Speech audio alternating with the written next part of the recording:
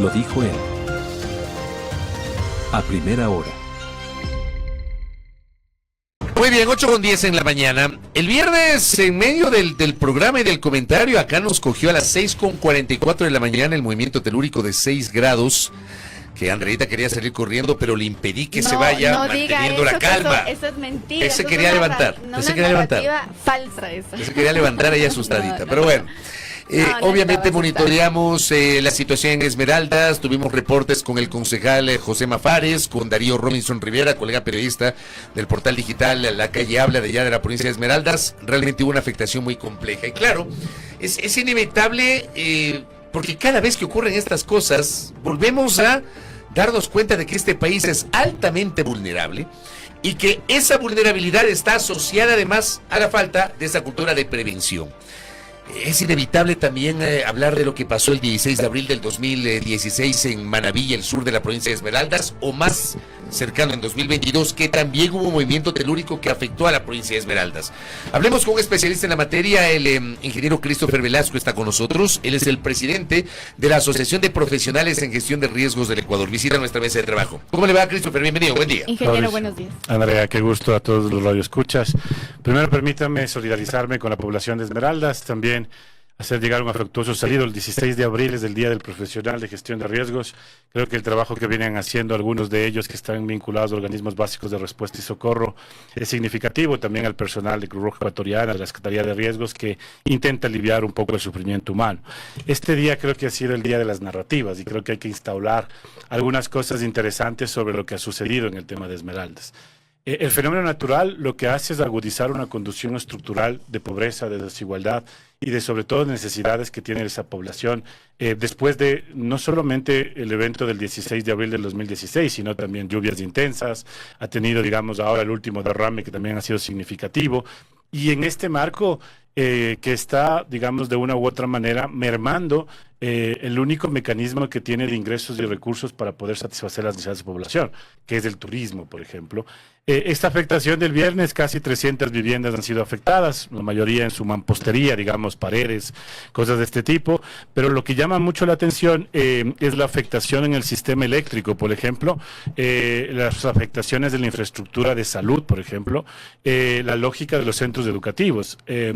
Una de las grandes cuestiones que deberíamos nosotros aprender del 2016, del terremoto de Manabí, es que si ese terremoto hubiera sido en un horario de clases común y corriente, digamos, de la mañana, el número de víctimas hubiera sido por lo menos 300% más del que tuvimos, y todas ellas deberían estar vinculadas a lo que sería el quehacer educativo. Este hace un llamado, digamos, en un momento en el que ya hemos salido de la lógica electoral, que ya tenemos electo un gobierno, que tenemos, digamos, una visión de que el gobierno va a cumplir con su plan de trabajo, con la cuestión de las apuestas que ha hecho a nivel de lo que ha sido esta campaña electoral.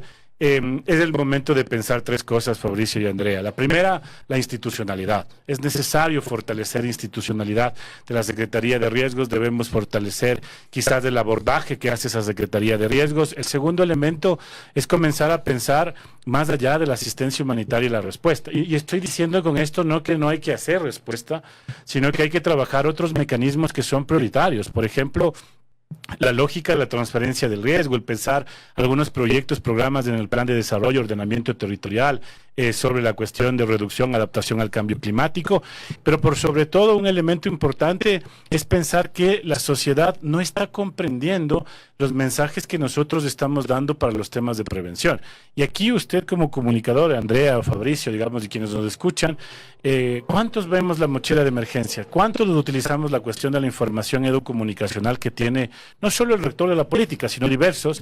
Y creo que ese elemento nos ayudaría a pensar las percepciones de la población. Si usted le pregunta ahora a un ciudadano, una ciudadana común, quizás el principal riesgo no esté en el fenómeno natural, esté asociado a la inseguridad, por ejemplo, pero necesitamos ser pertinentes en entender cómo transmitimos también esos fenómenos sociales, esos fenómenos naturales para que la gente sepa qué hacer. Yo estoy seguro que Andrea no ha de haber salido, digamos, corriendo. Fabricio está más cerca a la puerta, entonces supongo que él debe ser el primero en querer evacuar al momento del sismo. No, el viernes fue al revés, el viernes de allí yo estaba aquí Así. Sí, pero es que a pesar de que nosotros tenemos, digamos, este riesgo constante, ¿verdad? De erupciones volcánicas, temblores, terremotos, sobre todo Quito tiene muchísimos temblores al año, aún no sabemos cómo reaccionar. Es decir, cuánto tiempo se espera hasta que tú puedas evacuar, cuánto tiempo o digamos, cómo hacer esta evacuación para, si estamos en un piso 15, por ejemplo, nos lo preguntábamos en off con Fabricio, en un piso 15, claro, hacia arriba, pero ¿en cuánto tiempo esperas a que pase el temblor? Es decir, aún y a pesar de que repetimos a cada rato, cada vez que pasa un temblor, es exactamente la misma nota periodística, ¿verdad? Tenga su mochila, tenga el kit, hay que estar atentos, etcétera. No, digamos, yo creo personalmente, no sé usted, ingeniero, me lo corregirá, pero yo creo que no cala en la ciudadanía realmente esta, digamos, esta costumbre, esta cultura de prevención, pero también de acción frente al riesgo. Sí, quizás por dos razones. Digamos, la primera, porque hemos estado acostumbrados a hablar de gestión de riesgos cuando hay el desastre, cuando hay la erupción, cuando hay la inundación, cuando tenemos la afectación, digamos.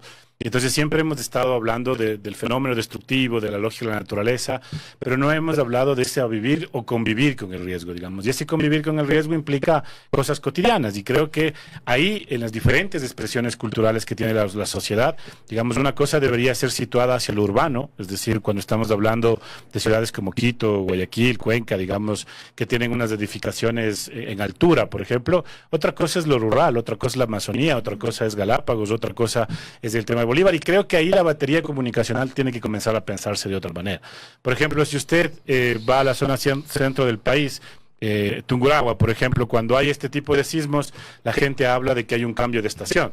Deja de llover y pasa. Y esto que aunque no está comprobado técnicamente, científicamente, pero en el imaginario está puesto, digamos, está ahí, necesitamos comenzar a construir esas narrativas, no sobre una cultura de prevención, sino sobre las acciones preventivas en la expresión cultural que tenemos. Porque nosotros aseguramos más los vehículos que las viviendas, por ejemplo. O sea, ¿cuántos de nosotros tenemos asegurada nuestra vivienda? ¿Cuántos de nosotros al levantarnos, o sea, antes de escuchar, digamos, la cuestión editorial de Fabricio, nosotros podemos pensar cómo me desplazo, cómo va a ser la movilización, veo las rutas de tráfico y cositas de este tipo que son pequeñitas. Que no solemos hacerlo. Que no solemos hacerlo. Entonces, por ejemplo, cuando tenemos que evacuar ya en un evento mucho más peligroso, se vuelve difícil. ¿Por dónde evacúo? Por las Shiris, voy a coger a Naciones Unidas.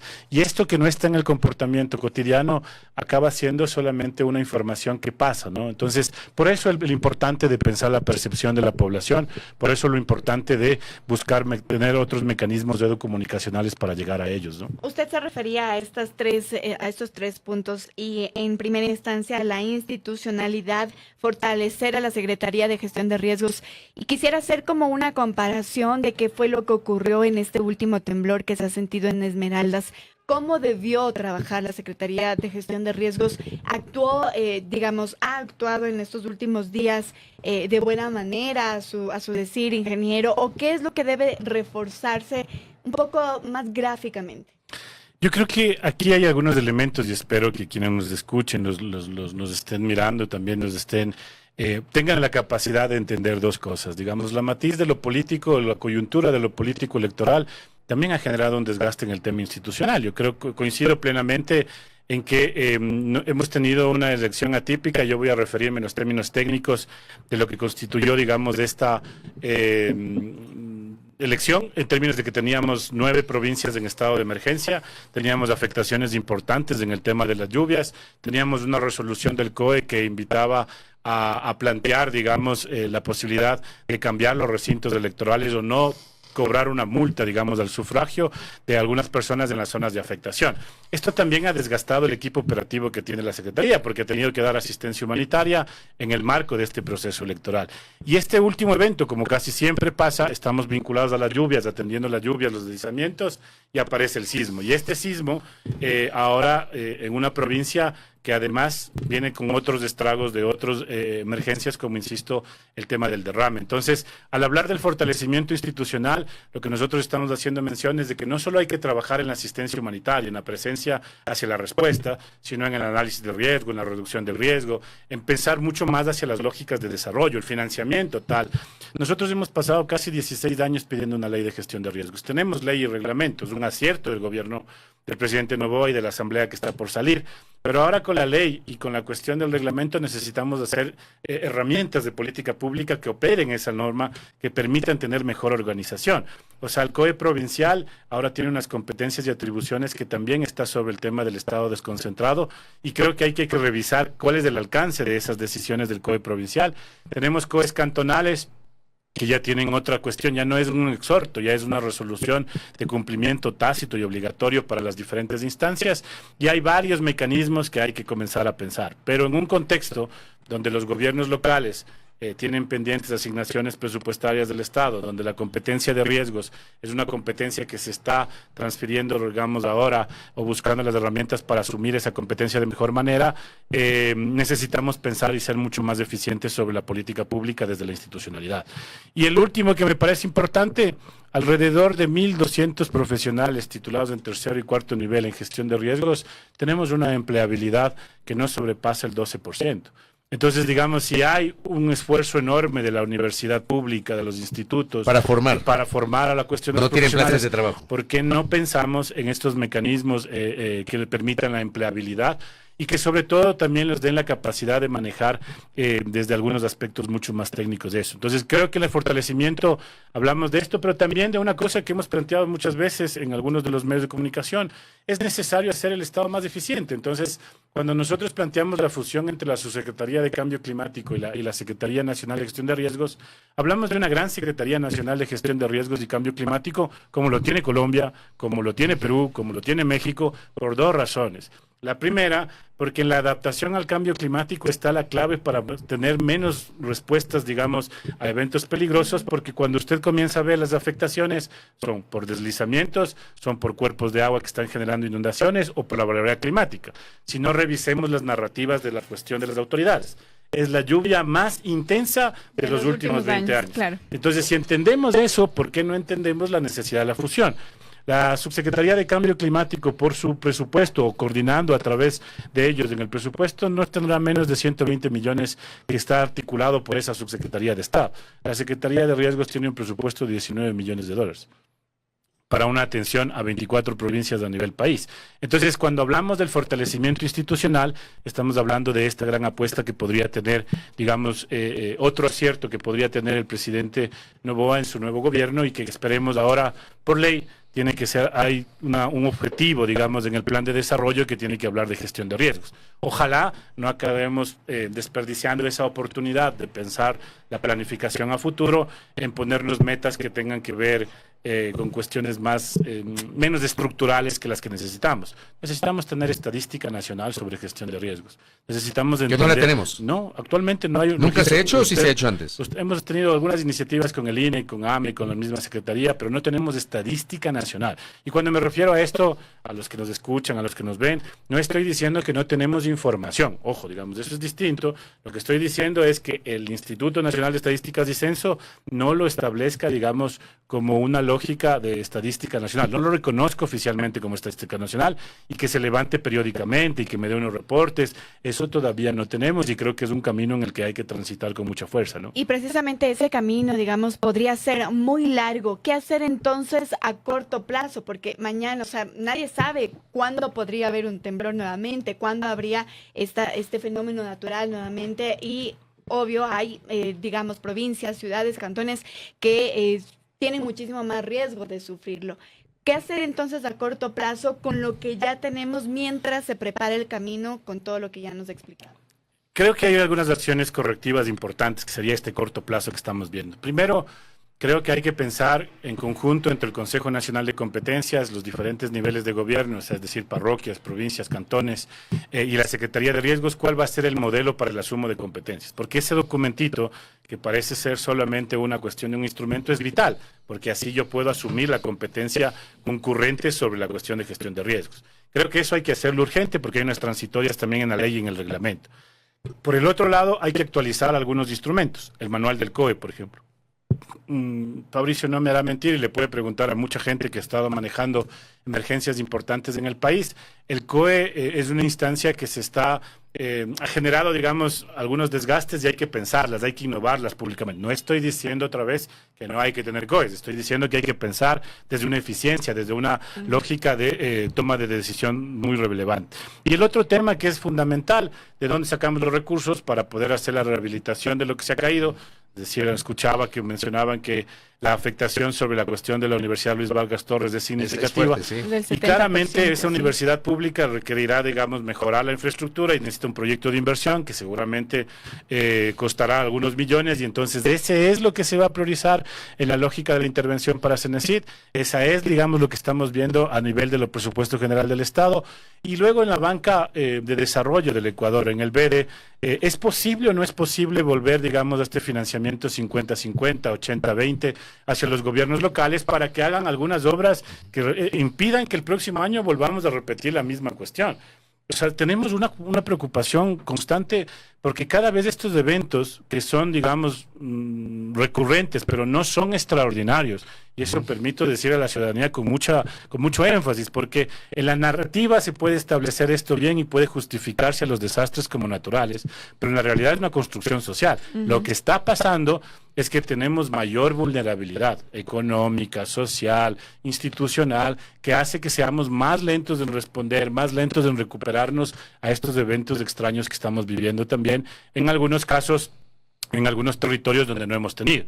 Ahora, por ejemplo, hacemos mención a Esmeraldas, pero usted vaya a la provincia de Loja, tiene Celica, que es un cantón donde tenemos una cuestión de una crónica de una muerte anunciada sobre la cuestión del desplazamiento de muchas viviendas. Casi todo el casco central de Celica tiene una afectación potente. Usted ve a Puyango, digamos, las afectaciones en todo el corte de la vía. Usted vaya a Charhualpamba, por ejemplo, que tengo un dique ahorita armado por un macro deslizamiento que tiene sin agua casi un mes a la cuestión de la población. Usted vaya a Piñas y comience a revisar lo que puede estar teniendo en macros deslizamientos frente a la parte de Alta del Oro. Usted vaya, por ejemplo, a ver un poco lo que está pasando ahora también en Junín, en Manabí. Vea lo que tenemos en Santana. Santana es un ejemplo vivo de que no tenemos que seguir pensando esto al mediano plazo, para responder a su pregunta, ya solo en la división político-administrativa, sino en los accidentes geográficos como cuenca y microcuenca. Si usted no hace un trabajo adecuado en la cuenca alta del río Puerto Viejo, en la parte de Santana, en la cuarta del 24 de mayo, Puerto Viejo se va a inundar, Rocafuerte se va a inundar y la parte de la desembocadura de la Boca en Charopotó, en Sucre, se va a inundar. O sea, el trabajo que se ha hecho en Chone, por ejemplo, porque ya hay gente que menciona, digamos, es fácil instaurar las narrativas de que se ha hecho un trabajo fenomenal. Sí, se ha hecho lo que tenía que hacerse: mantenimiento, desbroce, control, digamos, de las precipitaciones, un monitoreo permanente, que lo podemos hacer, sí, pero ¿por qué no lo hacemos en todo el territorio nacional? Que creo que es ese gran desafío. Y finalmente, un tema más digamos, prospectivo, ojalá con los recursos, con mejorar las finanzas públicas, necesitamos fortalecer nuestra red hidrometeorológica de monitoreo. Nosotros le pueden preguntar a cualquier colega del INAME, además que hacen un trabajo fenomenal y además digno de felicitar.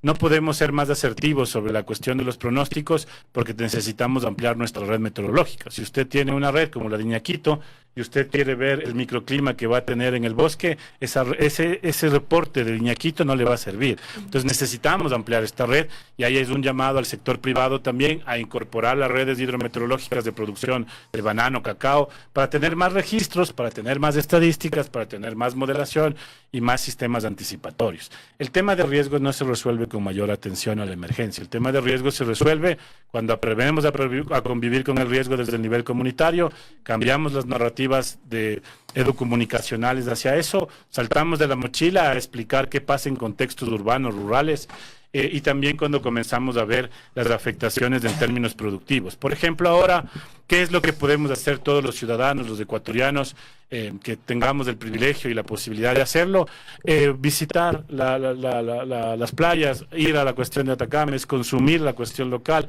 porque la gente necesita recursos. El privado no puede entrar en la mampostería de la edificación. Entonces necesitamos reactivar económicamente el territorio y el feriado puede ser una cosa importante. Hay mucha gente que no acudió, por ejemplo, al último feriado a Esmeraldas por el tema del derrame petrolero. Sin duda, y digamos, esto creo que es... Hay una como bola de nieve, ¿no? Que, sí, que se genera. Pero esa bola de nieve se produce cuando existe una ausencia sistemática del Estado. Y no voy a decir de este gobierno, digamos, voy a hablar... Sino del Estado en su conjunto, gobierno central, gobiernos locales, claro, etc. Entonces, ahí cualquier cosa que pueda exacerbar el tema va a ser complejo, pero ahora por lo menos podemos tener la certeza de que se han controlado de alguna forma el tema del derrame y que podríamos sí contribuir a cosas importantes. Pero también el llamado es a pensar sistémicamente cómo salimos de los problemas más estructurales. Acceso a agua, por ejemplo. O sea, si nosotros no mejoramos eso, va a ser mucho más complejo que luego podamos pensar la asistencia humanitaria o el desarrollo desde la visión del riesgo, ¿no? Christopher, gracias por el tiempo y por los aportes para este tema del cual permanentemente hay que hablar en un país que está obviamente expuesto a este tipo de situaciones, ¿no? Muy gentil. No, a ustedes. Y más bien un llamado a todos y todas a ser corresponsables, a sumarnos, a poder trabajar en conjunto para reducir el riesgo presente y futuro en el Ecuador. Gracias a Christopher Velasco, presidente de la Asociación de Profesionales de Gestión de Riesgos, aquí en A Primera Hora. Primera plana. Todas las noticias, todas las voces.